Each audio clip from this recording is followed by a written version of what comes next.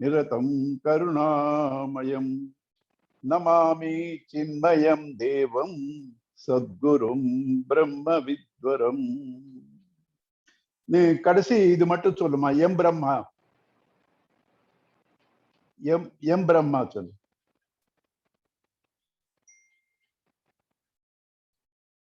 You are on mute, Harsha ji.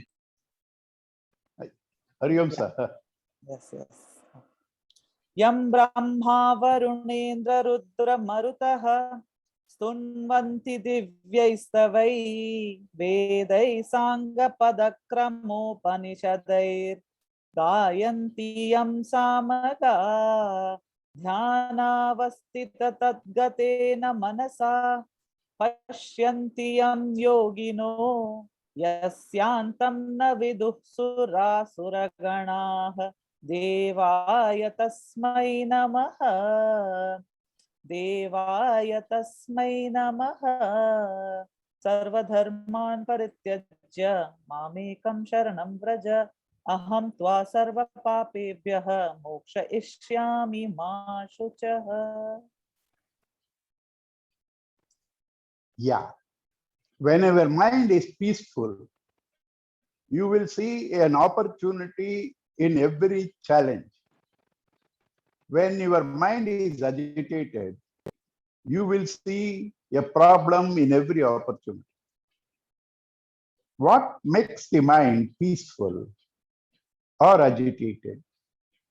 It is not merely what happens around you. It is the way in which you see things. A person who has love for all is peaceful.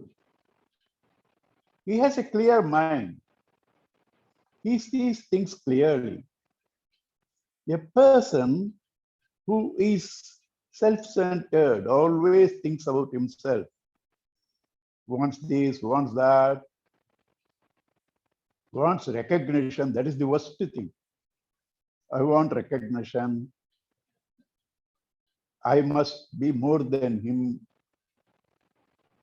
All these negative qualities bring agitations in the form of sorrow, greed, fear, anxiety, anger, etc.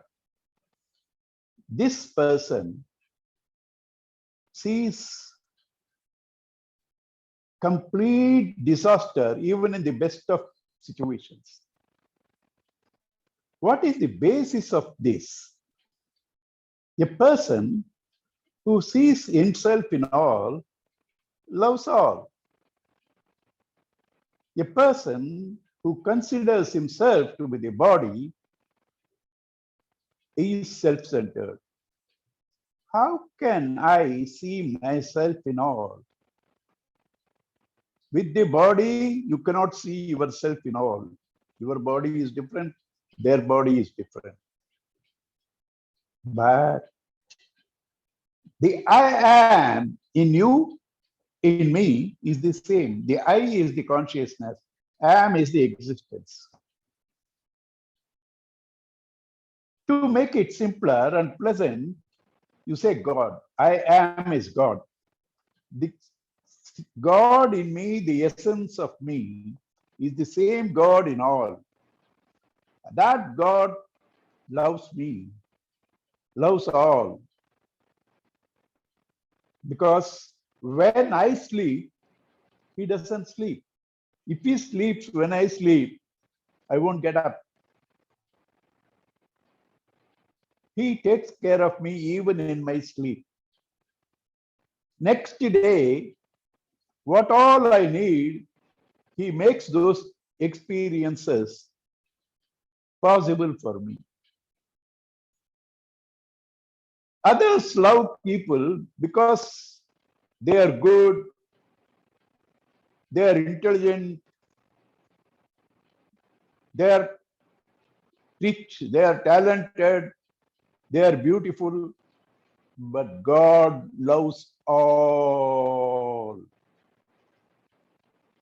He loves a criminal as much as he loves a saint. He loves a poor man as much as he loves a rich man.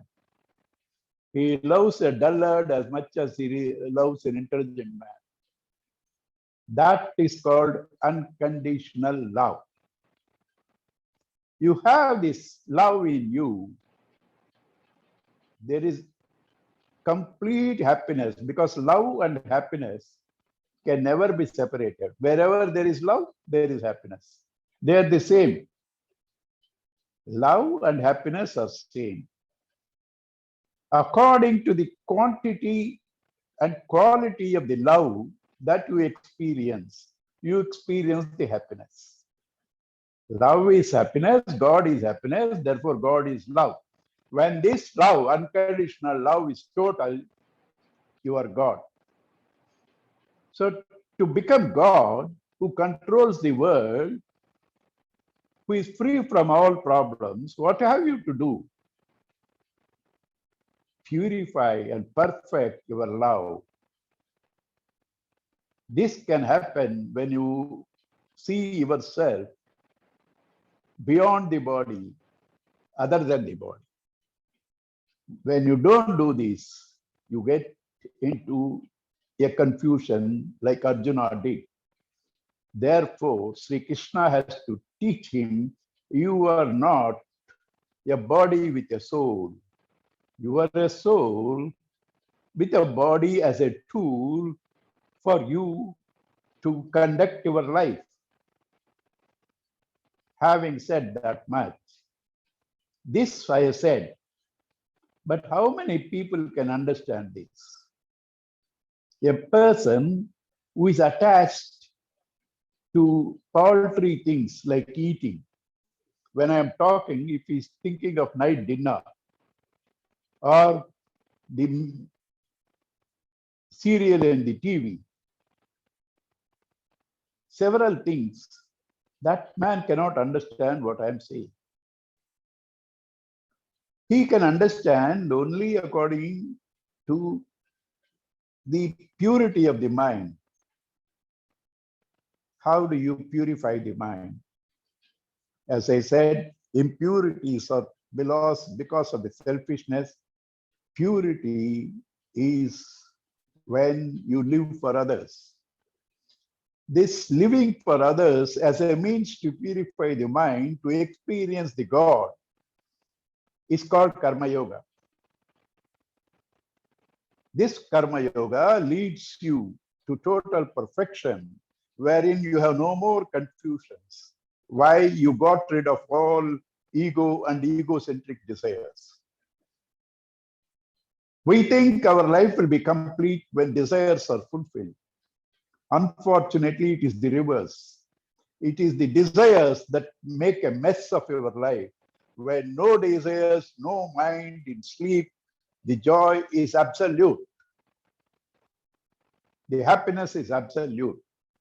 So Bhagavan gives the entire thesis of desire management. How does desire come? How does it affect you?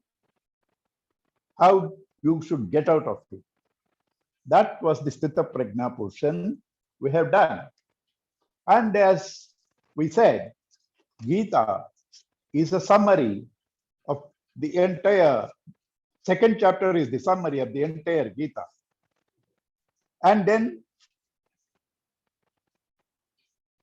Gita itself is a summary of the Upanishads.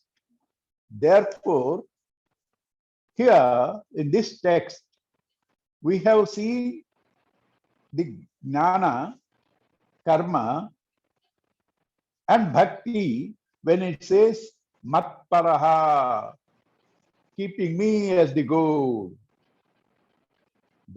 keeping me as the goal. You can control the senses because I am complete happiness. When you have complete happiness, your mind doesn't go for paltry things. Therefore, matparaha is devotion. And now, jnana already said, dhyana, how to meditate.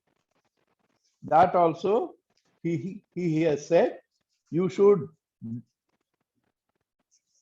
you should try to give the mind an alternative prop, which is not finite, that is self. Turn the attention of this mind to its source, the self, and then you are in meditation. The last two verses are talking about renunciation, sannyasa. He has talked about jnana, karma, bhakti, now sannyasa. The word frightens. What is sannyasa? Sannyasa is not taking to orange clothes. Swamiji beautifully says, sannyasa is not the color of the garb. It is the color of the mind. Sannyasa, according to Gita, is to renounce all that gives you sorrow. Is it painful? Now, do you have revulsion for sannyasa? When you don't understand it properly, you think sannyasa is leaving everything. Sannyasa is not leaving everything. Sannyasa is leaving all that gives you sorrow. What gives you sorrow? Dependency on the world. World is beautiful. Use it. Now it is using you. This dependency on the world for your happiness gives you sorrow. Depend on God. Use the world. Depend on God. Use the world. Now what are you doing? Use God. Depend on the world. That is why we are miserable. So sannyasa is to renounce this stupid, ignorant dependence on the world. So that he is giving the next two verses. Let us see. Vihaya kaman yah sarvan umascharati nishpruha nirmamo nirahankaraha shashantimadigacchati. Sannyasa or samadhi or meditation is not leaving everything and sitting quiet. You move amongst the world, but free from attachment. What is free from attachment? Where there is attachment, you are a slave. I need that, I need this, without that, I am not complete. You are a slave. Today is Onam.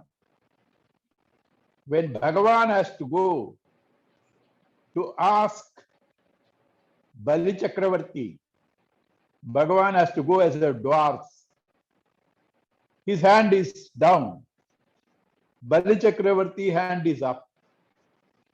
So whenever you want anything from the world or anybody, you become a dwarf.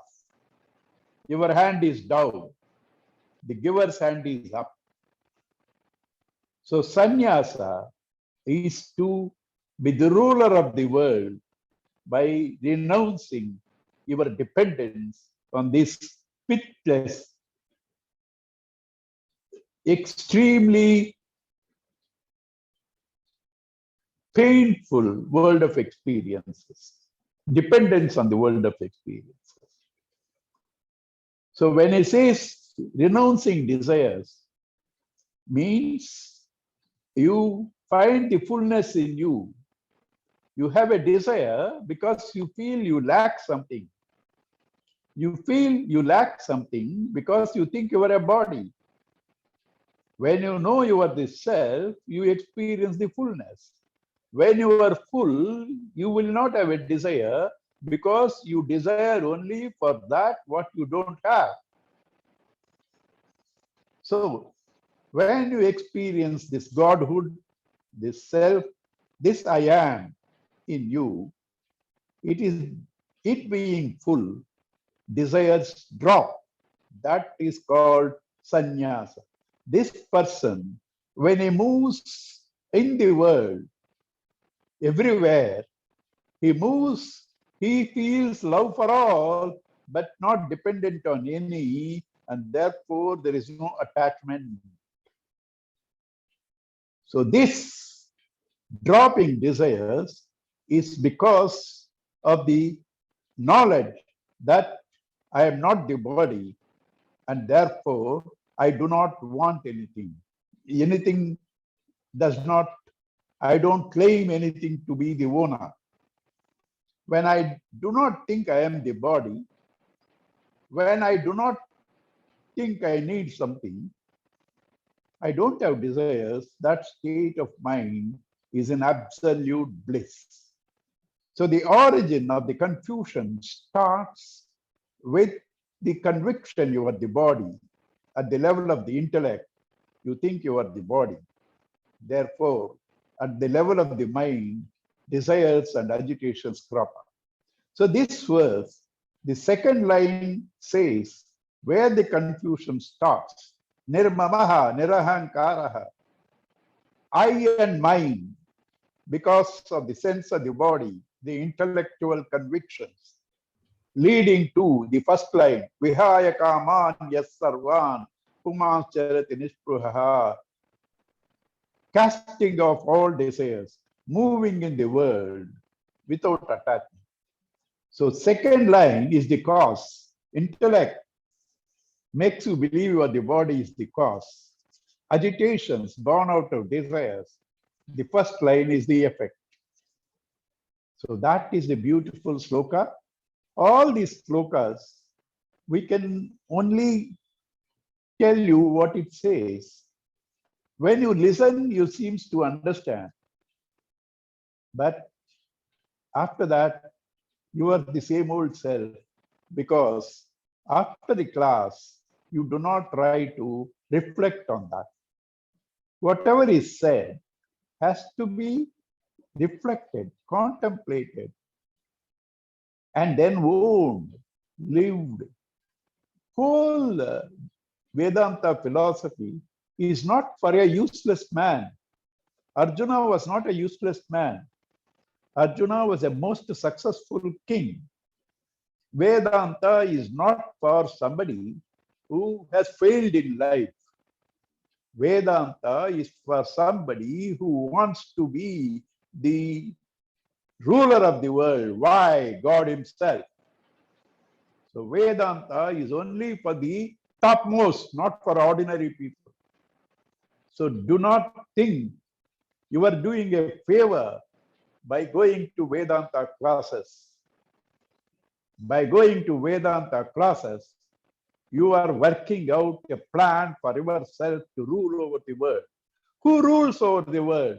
Who does not want anything from the world rules over the world, because he is no beggar. And who wants something from the world becomes a beggar. When do you not want anything from the world? When you have found the fullness in you, the God in you. So that is this beautiful theme. The next verse is,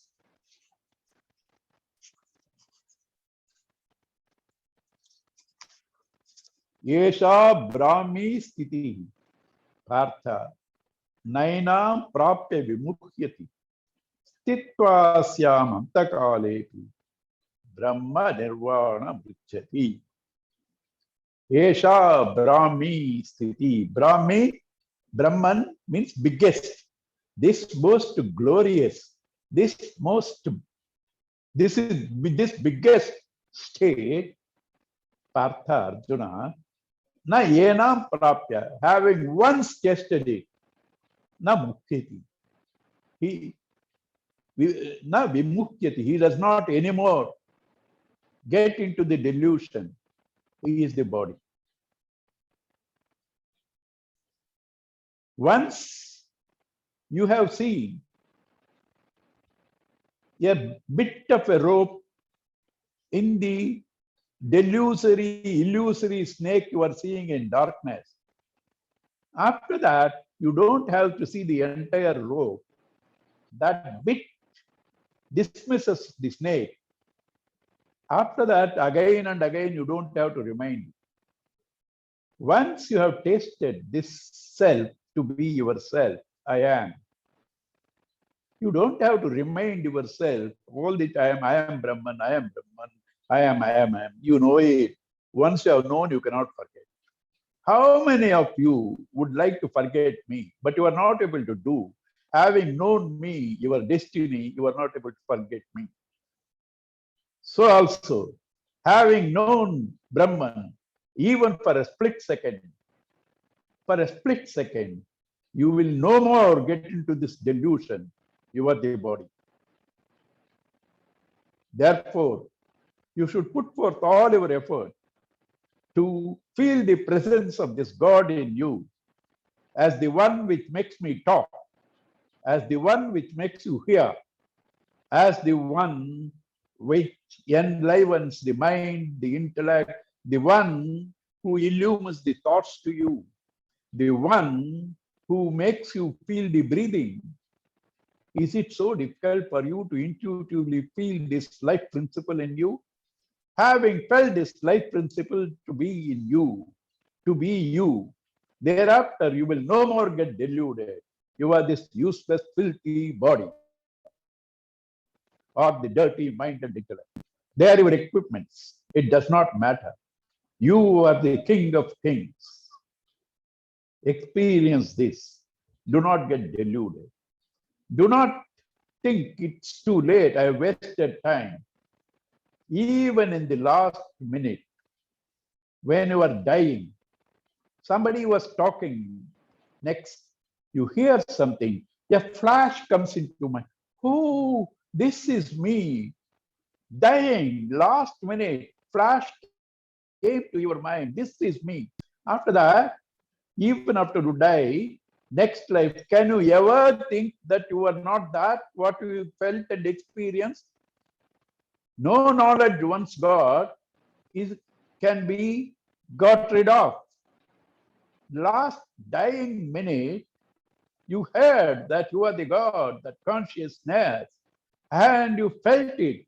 After that, you will never be the same. You will, even if you are reborn as a God and not as a dog.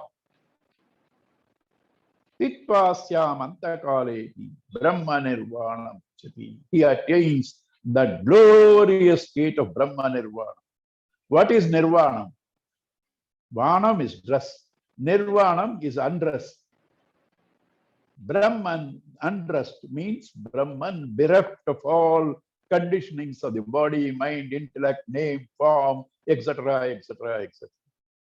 Brahman, the pure Brahman, the water in the waves, the bubbles, the oceans, the wakers, consciousness in all the dream world. This is why Gurudev says, what is spirituality? Undress and embrace. Undress, get out of this feeling of the body, mind, intellect. Embrace the real in you.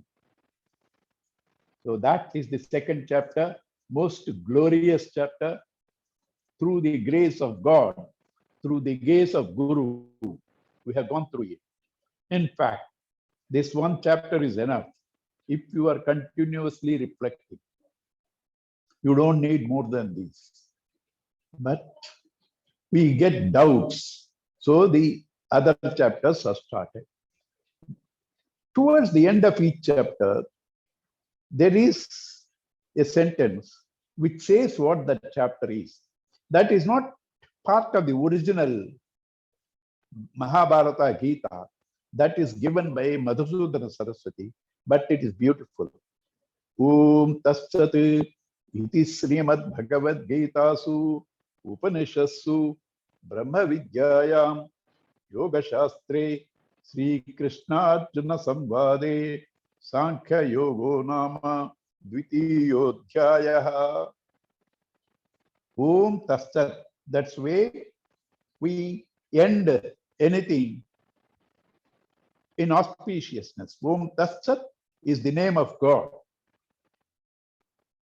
Om Tat Sat iti Srimad Bhagavad Gita Su.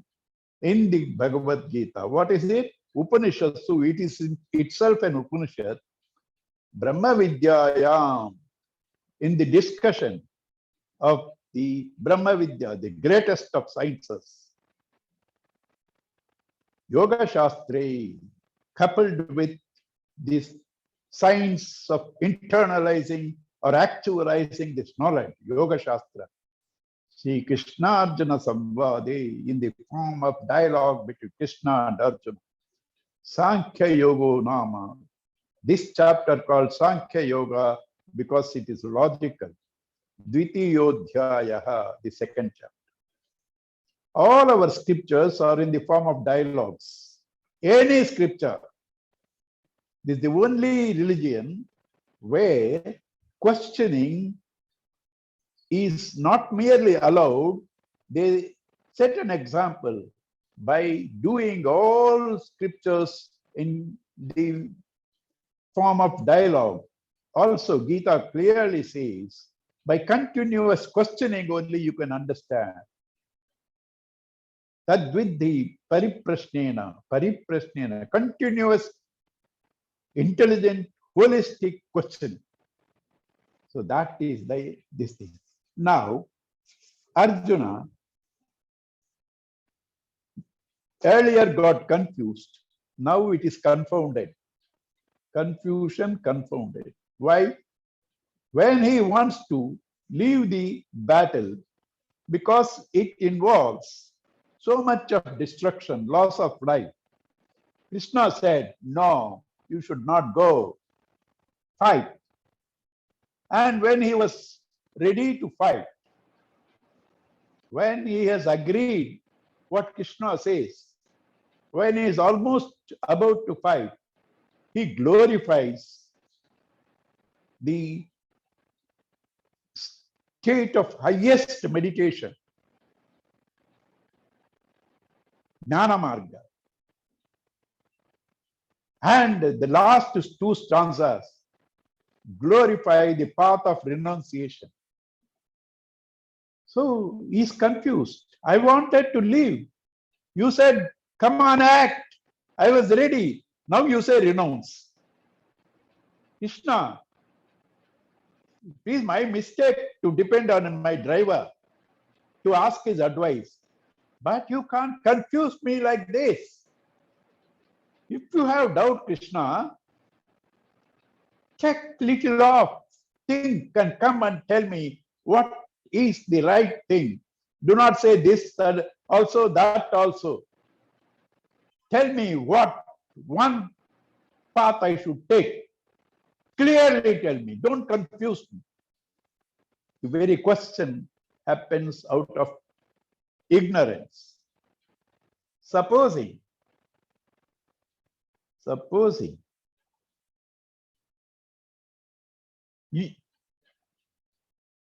you get a scooter for your elder child because the child started going to college. The younger one says, why not for me? No, she is going to college. You are still in the school.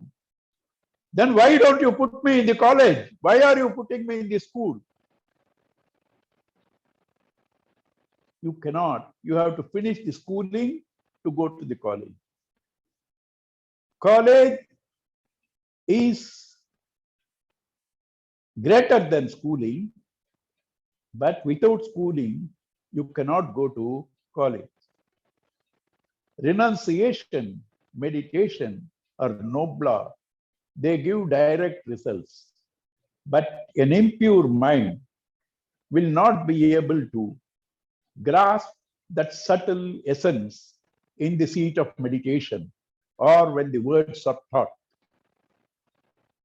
Therefore, the mind has to be purified like schooling. What is schooling? Preparing you for college.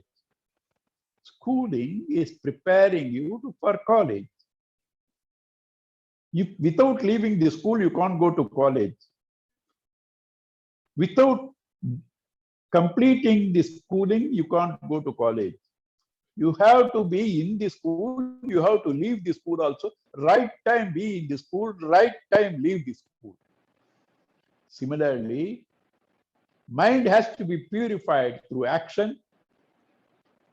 At a particular time, you have to go beyond actions. Action is a means to do. Action is also a means to renounce. The right relationship with the world, free from ego, that I am the body.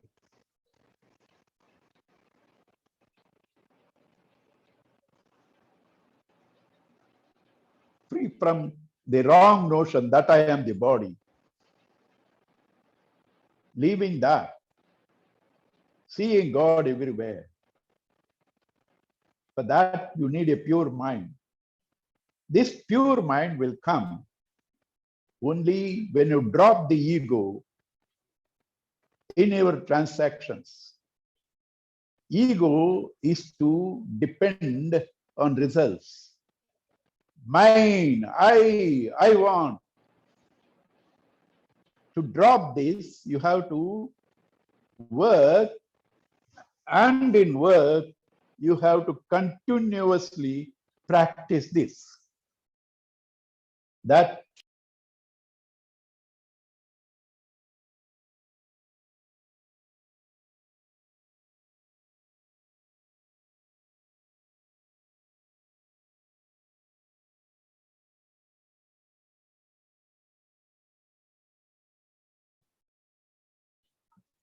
great. You have to put that again for recording for me. It's already done, uncle. நீங்க just அங்க continue மட்டும் இருந்ததுன்னா continue கொடுத்துருங்க, இல்லனா it is recording. Well, no problem. Okay. So mind has to be purified to experience this God that you are.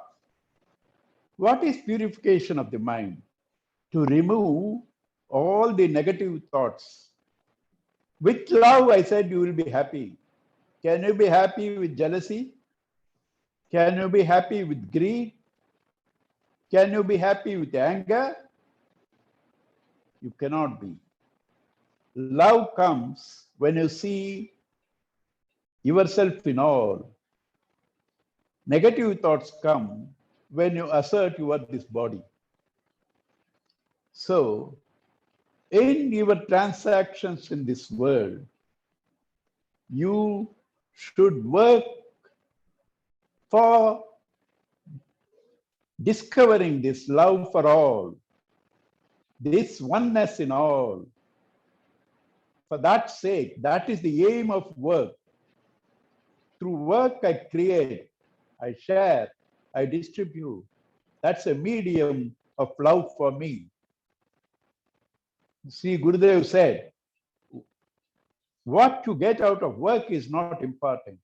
What you become out of work is important. So this purification of the mind, free from negative qualities, are given when you do the work for the sake of others. When you do the work for the sake of this body, that's called karma. When you do it for others, that's called karma yoga, because yoga is that which unites you, the ego, with God. The karma becomes a means to rediscover your Godhood. So therefore, karma yoga. So Arjuna could not understand because he is obsessed with living. You need karma at a particular point. After that, you have to leave it. You need schooling at a particular level. After that, you have to leave the school. At LKG, everybody are given toys and chocolates. Teacher is very sweet. Because the teacher is sweet, you get sweets, you get toys. You say, no, I don't want to go to the next class. You won't progress. Similarly, schooling has a place, college has a place, karma has a place, jnana has a place. They are not two completely independent things where you have a choice to choose one or the other. They are called anga angi, parts. Number one and number two. Divisions of the same path. Path is same, but there are two divisions in that path. One is purification, second is assertion. So Gurudev says in his commentary, if you see from that angle, negation of the ego, assertion of the self, the karma yoga and jnana yoga, there is no difference. Meditation also. In karma yoga, you drop your ego, assert the God. In meditation also the same. In jnana also the same. So when you understand the spirit, the differences of nomenclature as karma yoga, bhakti yoga, jnana yoga disappear. They're all talking about one and the same thing. Renounce the miserable ego. Embrace the God that you are. So with this, let us enter into the third chapter.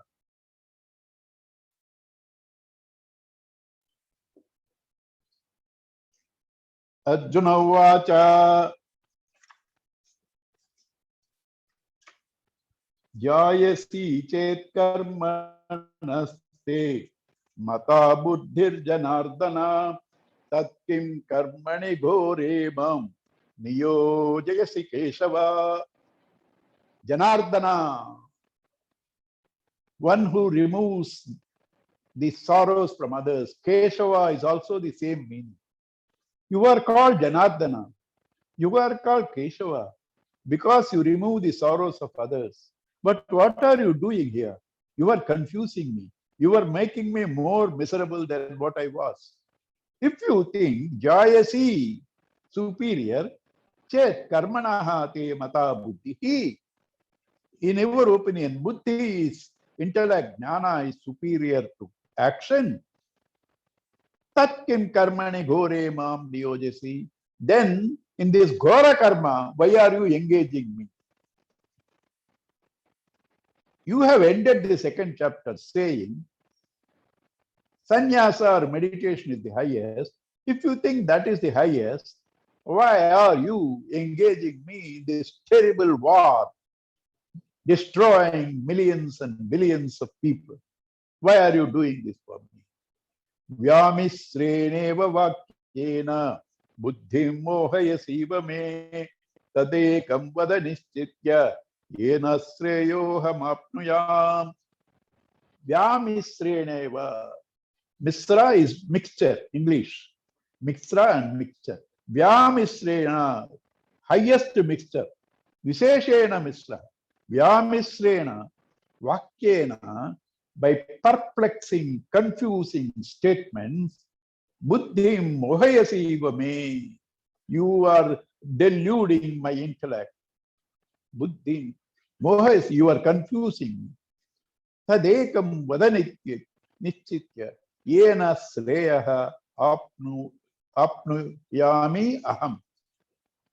In thus, you clearly tell me one path what I should take, through which I get the ultimate good, shreyas.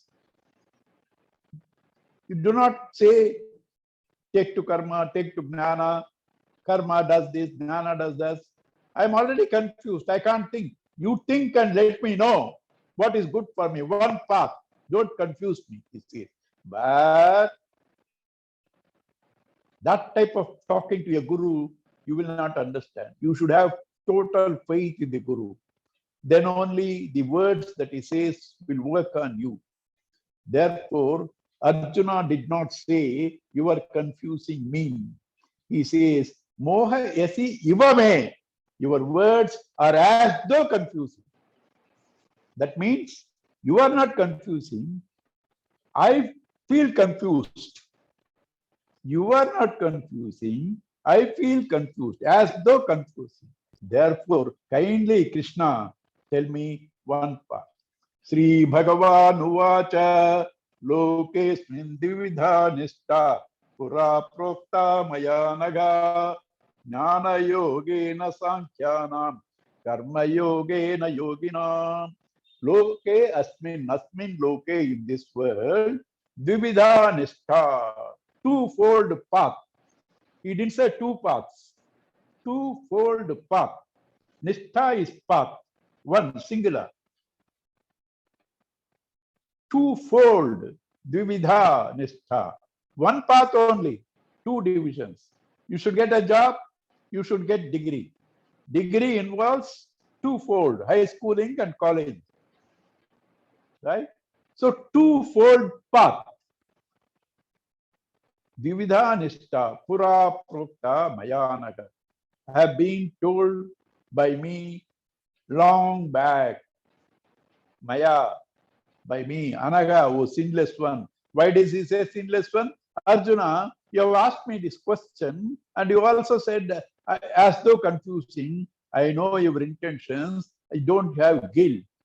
You are a pure man. You are a sinless man. You have no ego. You are a good fellow. So don't worry. But there are always the path has got two divisions. Jnana yogena sankhyanam, karma yogena yogina. People who want to cleanse the mind and integrate the mind and intellect so that it becomes a good instrument for contemplation, for inquiry, for meditation. Karma yogena yogina. Karma yoga is meant for those who has to prepare their instrument for higher flights.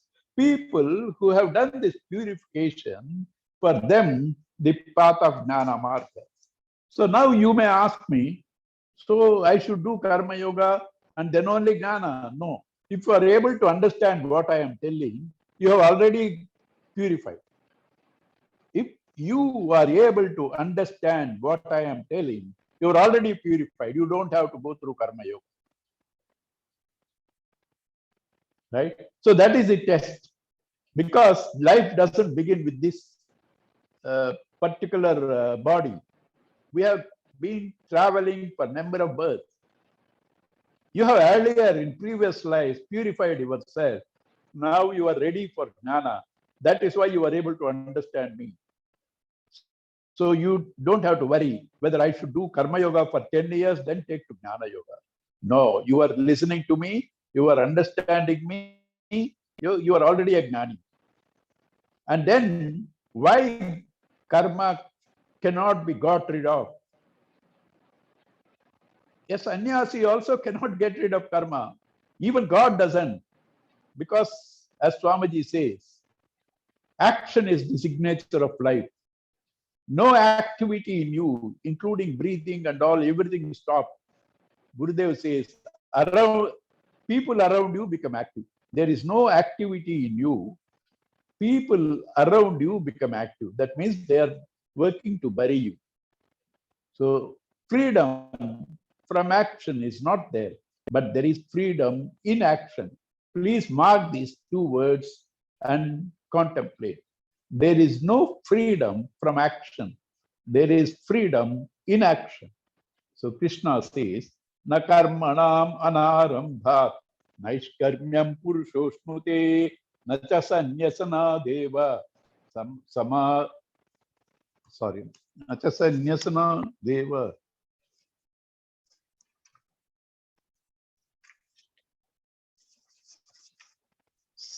Samadhigacchati. By not starting the work, you do not reach the state of actionlessness. By mere renunciation, you do not get that samadhi state. These are technical words. I will explain to you next class.